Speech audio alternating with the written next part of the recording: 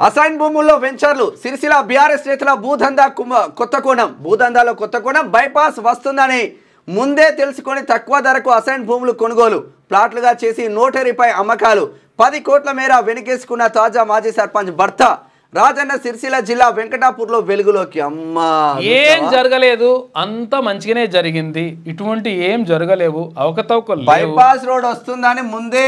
కాదు చెప్పిండు ఏమిటి కేటీ రామారావు ఏం చెప్పిండు మా దగ్గర ఏం జరగలేదు అంతా మొత్తం బురద జల్లుతున్నారు అజ్జల్తున్నారు ఇజ్జల్తున్నారు మరి ఏంది రామన్న చెప్పేది సమాధానం చెప్పాలి కదా అసైన్డ్ భూములు తర్వాత గవర్నమెంట్ భూములు ప్రైవేట్ చేసుకొని ధరని తీసుకొచ్చి ఇష్టం వచ్చినట్టుగా దరిద్రం దుట్టుకొని మొత్తం ఆగమాగం చేసిండ్రు దీంట్లో ప్లాట్లు చేసిండట ప్లాట్లు చేసేసి ఇవి అమ్ముకున్నాడు మళ్ళా ఏది తాజా మాజీ సర్పంచ్ అట చూసుకో మరి భర్త అది నడుస్తుందట కథ రాజన్న సిరిసిల్ల జిల్లా వెంకటాపూర్లో వెలుగులోకి వచ్చేసింది సర్కారు భూమి కబ్జా చేసినోళ్లపై ఉక్కుపాదం మోపండి అవసరమైతే బుల్డోజర్లు దింపండి అంటున్నారు బండి సంజయ్ ప్రభుత్వానికి ఆఫీసర్లకు మేము అండగా ఉంటాం కేసీఆర్ కుటుంబం బీఆర్ఎస్ లీడర్లు ధరణి పేరుతో ప్రభుత్వ భూములను మాయం చేశారని ఫైర్ వాస్తవం అది మంచిగా